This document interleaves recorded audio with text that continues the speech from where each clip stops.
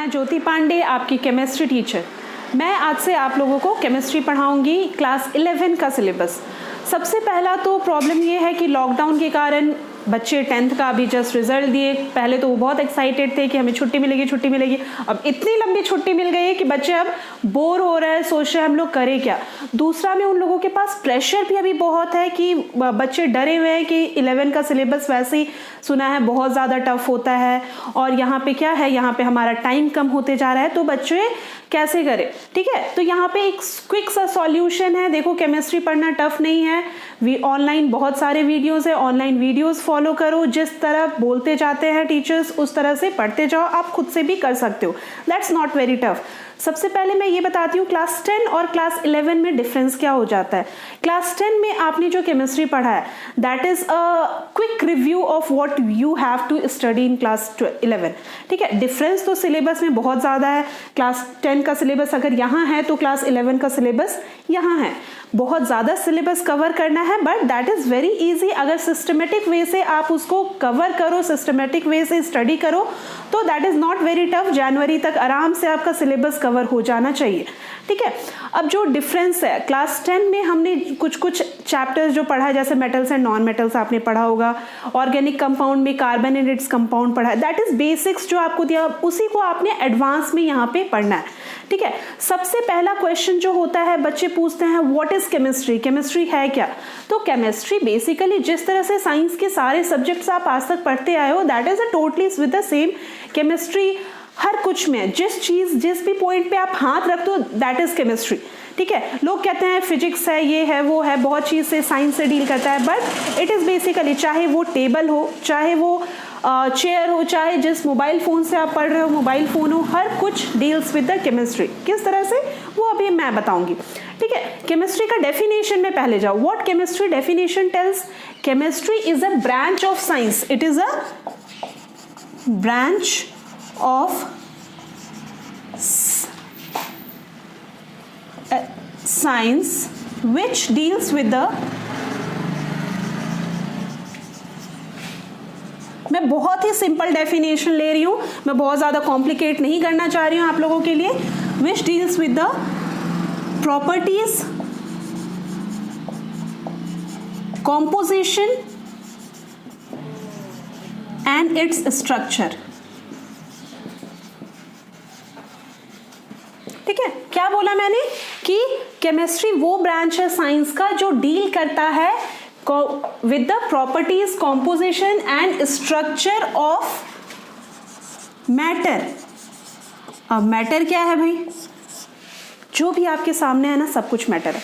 चाहे वो हवा हो, चाहे वो पानी हो, चाहे वो टेबल, जैसे मैंने बोला आपका मोबाइल फोन है, एवरीथिंग इज मैटर। तो जब भी हम किसी भी मैटर, नॉर्मली जो क्लास 10 में आप पढ़ते आए हो, what is matter, solid, liquid and gas, ये तीनों चीज जो है मेरा मैटर है। तो जब भी आप डील कर रहे हो विद द प्रॉपर्टीज, उसके कॉम्पोजिशन एंड उसके स्ट्रक्चर के बारे में, दैट इज केमिस्ट्री। तो समझ में आ गया कि केमिस्ट्री हर कुछ में हमने हर कुछ डिफाइन करना है। ठीक है, तो यहाँ पे तुम्हारा हो गया केमिस्ट्री क्या है। अब आपने पढ़ना कैसे है, सेकेंड क्वेश्चन ये आता है कि ठीक है केमिस्ट्री तो जान गया, अब हमने पढ़ना कैसे है। तो सबसे पहली बात है कि केमिस्ट्री में कौन सा बुक आप प्रेफर करोगे। आई विल प्रेफर यू कि सबसे पहले you start with the NCERT. NCERT is the best book for the class 11 और 12 सिलेबस। ठीक है, आप इसको ही फॉलो करो। जो बच्चे कंपटीशन के लिए या फिर थोड़ा डिटेल में पढ़ने जा रहे हैं, that can go through OP Tandon, फिर प्रदीप है, कॉम्प्रिहेंशन है। ठीक है, ये सारे साइड बुक्स आप ले सकते हो। बट आरसी मुखर्जी है for the numericals, OP Tandon for आपका ये ऑर्गेनिक केमिस्ट्री। ठीक है, तो डिफरेंट बुक्स आप कवर करो, but start it with the NCERT और एनसीईआरटी का ही सिलेबस को फॉलो करना। अगर कंपटीशन पॉइंट ऑफ व्यू से भी देखो तो आपका जो अराउंड 30 क्वेश्चंस होते हैं, ठीक है, किसी भी नॉर्मल एग्जाम्स में ले लो, 30 ऑब्जेक्टिव क्वेश्चंस होते हैं, उसमें 25 to 27 questions belongs to NCERT only. अगर एनसीईआरटी का सिलेबस आप A to Z अच्छे से सारे न्यूमेरिकल्स के साथ, सारे क्वेश्चन आंसर के साथ अगर करते हो, तो इट्स नॉट नीड आप 25 क्वेश्चंस अच्छे से, 25 to 27 क्वेश्चन अच्छे से कर लोगे। नेक्स्ट 3 to 5 क्वेश्चंस ऐसे होते हैं जो आउट ऑफ द बॉक्स होते हैं। वो डिफरेंस क्रिएट करने के लिए। तो इट्स मच बेटर कि पहले आप वो 25 क्वेश्चंस रेडी करो जिसमें आप 100% श्योर हो जाओ, then you will jump to those 5 to 7 question which you are unsure of. Clear? तो गो थ्रू एनसीईआरटी मैं भी पहले एनसीईआरटी से ही आप लोगों को क्लियर करवाऊंगी। एंड देन क्वेश्चन आता है कि हम लोगों को पढ़ना क्या है, क्या क्या कवर करना है। दिमाग में बहुत ज़्यादा सिलेबस आप लोगों को बहुत ज़्यादा वास्ट बता दिया गया है। अब मैं दिखाती हूँ कैसे सिलेबस आपका वास्ट है। जब केमिस्ट्री को हम लोग डिवाइड करते हैं तो बेसिकली केमिस्ट्री का इंपॉर्टेंस क्या है, सबसे पहले वो जान लो। आजकल के टाइम पे जितने भी पेट्रोकेमिकल ये कंपनीज़ हैं, जितने भी फार्मास्यूटिकल कंपनीज़ है, एग्रीकल्चर, एवरीथिंग, आपका हॉर्टिकल्चर, जो भी ले लो, those all depends on chemistry. आपका production of ammonia, Haber's process आपने पढ़ा होगा, बहुत सारे ऐसे प्रोसेस है, न्यूक्लियर कंपनीज जितने हैं, ठीक है। मतलब आप ले लो कि हमारे आर्मी को ये चाहिए, हमारे मेडिकल जो सबसे बड़ी फैसिलिटी आज के टाइम पे सबसे ज़्यादा इंपॉर्टेंट क्या हो गया, डॉक्टर्स का एक तरह से जो आर्म्स बोलो, क्या है आर्म्स, दैट इज मेडिसिन। और वो मेडिसिन कहाँ से आते हैं, that is from the chemistry. तो आप किसी भी साइंटिस्ट का ले लो, that is deals with the chemistry. तो हर कुछ में केमिस्ट्री का आज बहुत ज़्यादा इंपॉर्टेंट है। So chemistry is a very important thing what you have to cover in the chemistry. जैसे कि आपको फिजिक्स सर ने बताया होगा कि आपके पास जब साइंस लेते हो तो 2 मेन आपके पास एम होता है। कुछ बच्चों का नीट होता है, कुछ बच्चों का ये IIT JEE मेंस होता है, ठीक है। दोनों में केमिस्ट्री वेरी इंपॉर्टेंट है। क्योंकि केमिस्ट्री इज अ सब्जेक्ट जो comparative to physics and maths या फिर comparative to physics and biology takes less time. मतलब आप उससे केमिस्ट्री से टाइम चुरा करके आप चाहो तो फिजिक्स और मैथ्स या फिजिक्स और बायोलॉजी को टाइम दे सकते हो when you will give competition exams, ठीक है। जैसे 1-1 घंटा आप अगर डिस्ट्रीब्यूट करके चल रहे हो, 1 घंटा फिजिक्स बनाना, 1 घंटा केमिस्ट्री, 1 घंटा मैथ्स, तो उसमें आप 1 घंटा से टाइम बचा सकते हो, बिकॉज इसमें न्यूमेरिकल्स बहुत कम होते हैं और कंपैरेटिव टू जितने भी ऑब्जेक्टिव क्वेश्चन है, अगर आप अच्छे से थॉरो और सिस्टमेटिक स्टडी करोगे तो you will be able to cover each and every topic और each and every objectives in less time. तो उससे आप टाइम बचा करके फिजिक्स और मैथ्स जो ज़्यादा टाइम टेकिंग है उसको आप कवर कर सकते हो। प्लस ये क्या होता है, यहाँ पे नीट वाले बच्चों के साथ एक प्रॉब्लम होता है कि उनका फिजिक्स थोड़ा सा वीक होता है, तो आप फिजिक्स के मार्क्स जो आपके कट रहे हैं उसको आप केमिस्ट्री में यूज़ कर सकते हो। केमिस्ट्री को अगर बहुत अच्छे से स्ट्रॉन्ग कर लो आप, तो अगर फिजिक्स में थोड़ा सा मार्क्स कम आता है तो that can be covered with the chemistry marks, ठीक है। और वही बात है यहाँ पे IIT बच्चों के साथ कि कंपैरेटिव टू फिजिक्स केमिस्ट्री कम टाइम टेकिंग होगा, तो कवर केमिस्ट्री फर्स्ट, तब फिर फिजिक्स में आराम से आप न्यूमेरिकल्स वगैरह टाइम निकाल के बना सकते हो, ठीक है। तो यहाँ पे हो गया कि इंपॉर्टेंस क्या है, व्हाट इज केमिस्ट्री। अब लास्ट चीज आता है कि हमें पढ़ना क्या है। तो I will introduce with the whole syllabus of the chemistry कि क्लास 11 में आप लोगों को क्या क्या पढ़ना है, ठीक है। क्लास 11 के केमिस्ट्री को बेसिकली मेनली 3 पार्ट्स में बांटा गया है, that is organic, inorganic and last one that is physical, ठीक है। अब ऑर्गेनिक, इनऑर्गेनिक, फिजिकल, जब हम न्यूमेरिकल और थ्योरी की बात करते हैं तो इट कंटेन्स फिजिकल में जहां पे 75% न्यूमेरिकल्स है तो 25% थ्योरी है।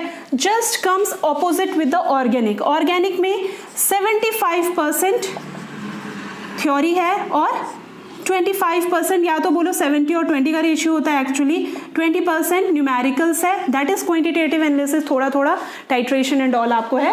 और इनऑर्गेनिक में तो टोटल कंसेप्चुअल है which you have to study thoroughly, ठीक है। अब ऑर्गेनिक में है क्या, ऑर्गेनिक में आप लोग देखो क्लास 10 में वैसे भी बहुत अच्छे से आप लोगों ने डील किया हुआ ऑर्गेनिक को, that is carbon and its compound. यहाँ पे हम लोगों को क्या पढ़ना है, अबाउट हाइड्रोकार्बन्स,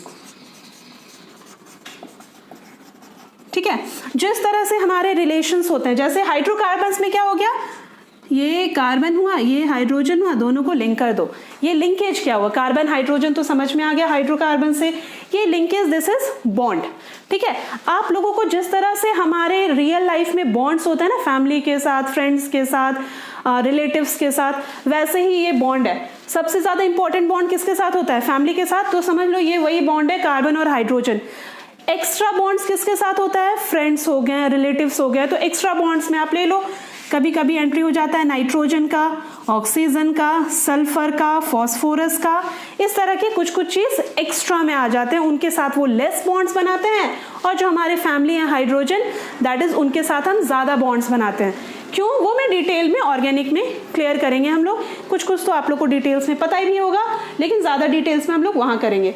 तो ऑर्गेनिक केमिस्ट्री में बेसिकली वैसे तो 2 चैप्टर सब कोई कहता है, बट आई विल से कि हम लोग को 3 चैप्टर कवर करना है। That is first chemical bonding,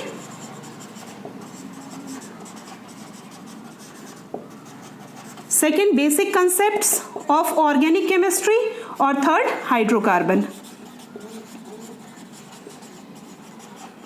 ठीक है, ये 3 चैप्टर्स जो है वो हमने डील करना है क्लास 11 के ऑर्गेनिक में। बट ठीक है, कहने के लिए तो 3 चैप्टर है, बट ये 3 चैप्टर जो है that is very important. Basically this 2 chapters are very important for class 12।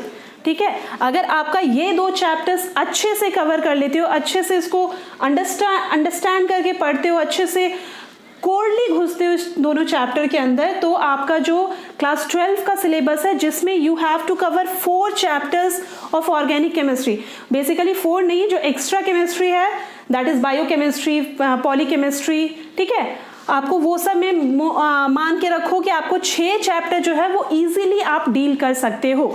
ठीक है, तो इस 6 चैप्टर ऑब्वियसली आपने 12th बोर्ड ज़्यादा अच्छा करना है, तो इन 6 चैप्टर को अच्छा करने के लिए हमने क्या करना पड़ेगा?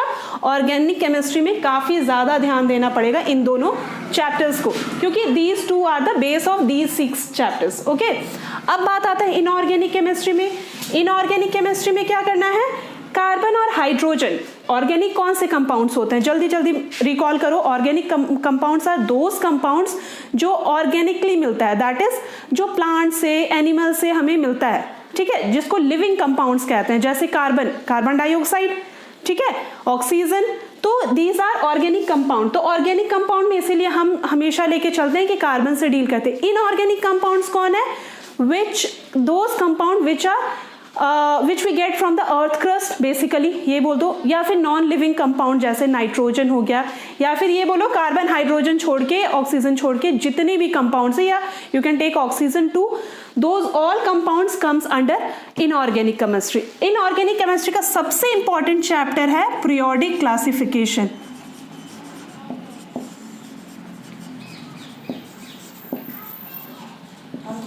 ठीक है, अगर ये चैप्टर आपका क्लियर हो जाता है तो बाकी चैप्टर्स में बहुत ज़्यादा हेल्प मिलेगा।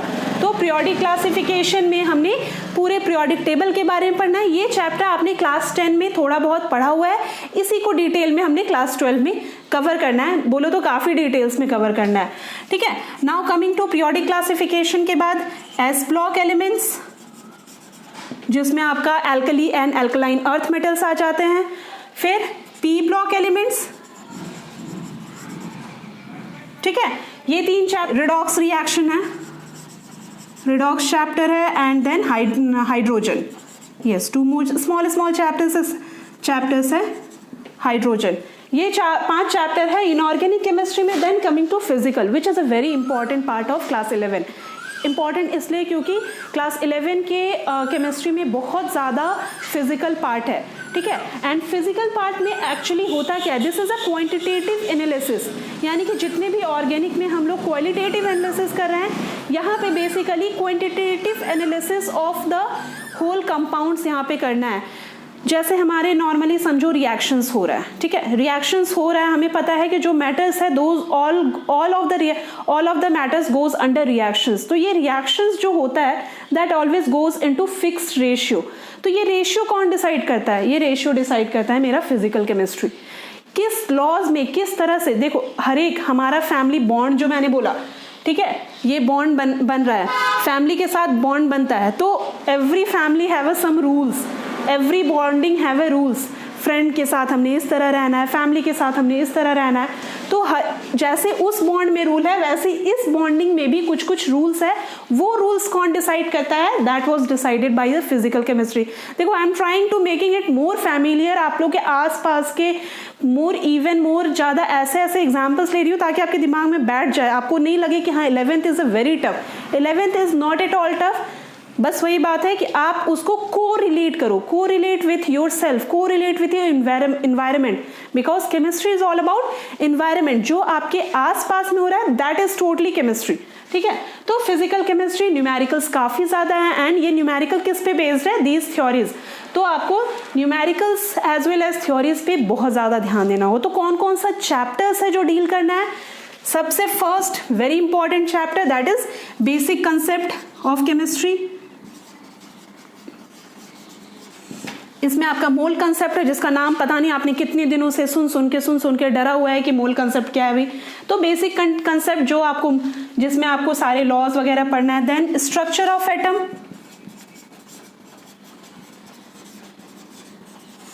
इसमें एटम का स्ट्रक्चर पढ़ना है, कैसे कैसे स्ट्रक्चर रीफॉलो हुआ, कैसे कैसे अलग अलग साइंटिस्ट ने उसका नया नया डिजाइंस दिया। Structures of atom. Then come to आपका पीरियोडिक क्लासिफिकेशन हो गया, क्लास ये हो गया। देन थर्मोडायनेमिक्स,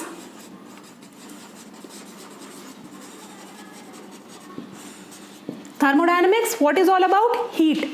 जो भी हम हीट के बारे में पढ़ना है, हीट एक्सचेंज जो हो रहा है, फीवर होता है हमें, क्यों होता है, सब थर्मोडायनेमिक्स में सबका आंसर मिल जाएगा आप लोगों को।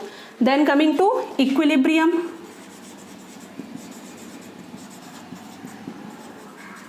ठीक है। ऑलमोस्ट इंपॉर्टेंट चैप्टर्स तो आपके ये सारे हैं, ठीक है। और कौन सा चैप्टर्स है? केमिकल बॉन्डिंग हो गया। देन कमिंग टू एक और चैप्टर है that is states of matter,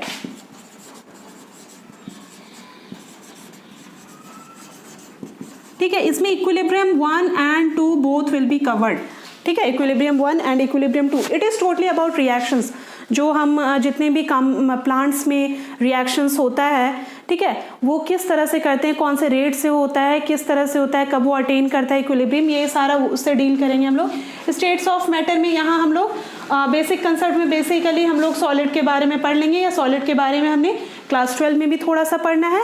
यहाँ हम बेसिकली स्टेट्स ऑफ मैटर में गैस के बारे में डिटेल पढ़ेंगे, ठीक है। This is all about your in chemistry, कौन सा सिलेबस है, ठीक है। अब इन सब के अलावा भी कुछ सब केमिस्ट्रीज हैं, सब केमिस्ट्री टॉपिक्स है, दैट इज डिफरेंट केमिस्ट्रीज आ जाता है आपका। जैसे बायोकेमिस्ट्री ले लो, बायोकेमिस्ट्री, न्यूक्लियर केमिस्ट्री, पॉलीकेमिस्ट्री, ठीक है। और भी बहुत सारा केमिस्ट्रीज आता है। We have to all deal, ठीक है। इसी में कुछ कुछ अलग अलग कंटेक्स्ट में आ जाता है, ठीक है। This is all about the chemistry. क्या आप लोगों को पढ़ना? अब आप जा करके आराम से अपना बुक का देखो, बुक का इंट्रोडक्शन पेज देखो, फर्स्ट चैप्टर अभी मत पढ़ो, बट आप लोग देखो कि क्या क्या कौन कौन सा चैप्टर में कौन कौन सा टॉपिक्स है जो मैम बोल रहे थे, ठीक है। We will come in the next video, we will cover with the start with the physical chemistry, that is basic concept of the chemistry, ठीक है। उसमें एकदम लाइटली हम लोग स्टार्ट करेंगे ताकि आपको प्रेशर फील ना हो, ठीक है। Thank you for the day, और स्टे होम, स्टे सेफ, और अपना ध्यान रखो और अपनी फैमिली का ध्यान रखो। Thank you.